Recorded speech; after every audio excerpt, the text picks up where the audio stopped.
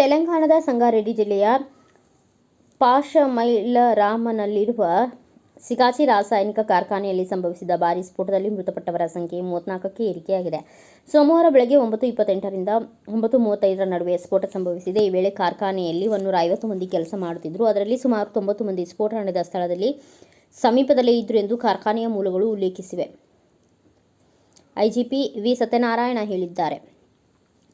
ಸ್ಫೋಟವು ಎಷ್ಟು ಪ್ರಬಲವಾಗಿತ್ತೆಂದರೆ ಕೆಲವು ಕಾರ್ಮಿಕರು ಸುಮಾರು 100 ಮೀಟರ್ ದೂರದವರೆಗೂ ಬಿದ್ದಿದ್ದರು. ಬೆಂಕಿಯ ಕೆನ್ನಾಲಿಗೆ ಕ್ಷಣಾರ್ಧದಲ್ಲಿ ಎಲ್ಲೆಡೆ ಆವರಿಸಿತ್ತು ಎಂದು ಪ್ರತ್ಯಕ್ಷದರ್ಶಿಗಳು ಹೇಳಿದ್ದಾರೆ. ಕಾರ್ಖಾನೆಯೊಳಗೆ ಸ್ಫೋಟದಿಂದಾಗಿ ಮೇಲ್ಛಾವಣಿ ಕುಸಿದು ಬಿದ್ದ ಪರಿಣಾಮ ಹಲವು ಕಾರ್ಮಿಕರು ಅವಶೇಷಗಳ ಅಡಿ ಸಿಲುಕಿಕೊಂಡಿರುವುದಾಗಿ ವರದಿಯಾಗಿದೆ.